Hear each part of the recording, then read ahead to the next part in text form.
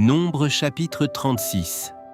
L'héritage préservé, fidélité jusqu'à la fin. Les chefs de la famille de Galad, fils de Makir, fils de Manassé, d'entre les familles des fils de Joseph, s'approchèrent et parlèrent de devant Moïse et devant les princes, chefs de famille des enfants d'Israël. Ils dirent : L'Éternel a ordonné à mon Seigneur de donner le pays en héritage par le sort aux enfants d'Israël. Mon Seigneur a aussi reçu de l'Éternel l'ordre de donner l'héritage de Tselofshad, notre frère, à ses filles.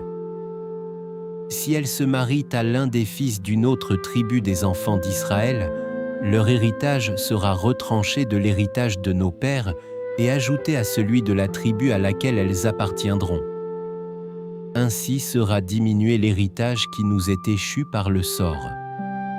Et quand viendra le jubilé pour les enfants d'Israël, leur héritage sera ajouté à celui de la tribu à laquelle elles appartiendront, et il sera retranché de celui de la tribu de nos pères. Moïse transmit aux enfants d'Israël les ordres de l'Éternel. Il dit : La tribu des fils de Joseph a raison. Voici ce que l'Éternel ordonne au sujet des filles de Tselofshad. Elles se marieront à qui elles voudront, pourvu qu'elles se marient dans une famille de la tribu de leur père. Aucun héritage parmi les enfants d'Israël ne passera d'une tribu à une autre tribu, mais les enfants d'Israël s'attacheront chacun à l'héritage de la tribu de ses pères. Et toute fille, possédant un héritage dans les tribus des enfants d'Israël, se mariera à quelqu'un d'une famille de la tribu de son père, afin que les enfants d'Israël possèdent chacun l'héritage de leur père. Aucun héritage ne passera d'une tribu à une autre tribu, mais les tribus des enfants d'Israël s'attacheront chacune à son héritage. Les filles de Tselofshad se conformèrent à l'ordre que l'Éternel avait donné à Moïse. Machla, Tirtsa, Ogla, Milka et Noa, filles de Tselofshad, se marièrent aux fils de leurs oncles.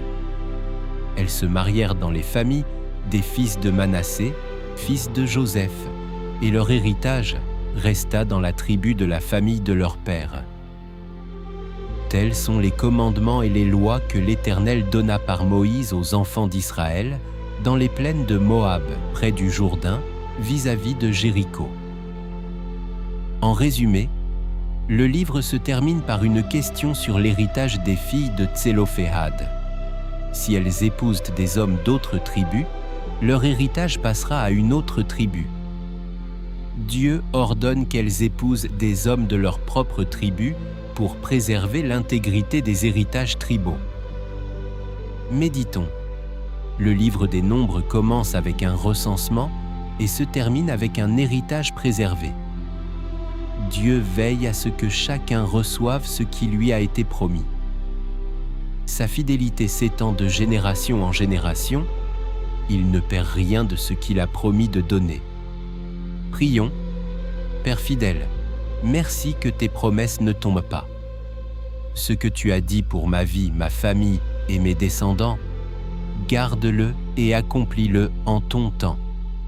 Amen. Chers frères et sœurs, merci d'avoir suivi cette méditation sur Parole de Dieu au quotidien. Si cette vidéo t'a touché, mets un like, abonne-toi et active la cloche pour ne rien manquer. Chaque jour, laisse la parole de Dieu fortifier ta foi, apaiser ton cœur et illuminer ton chemin. Partage cette vidéo pour que la lumière de Dieu continue de briller dans le monde.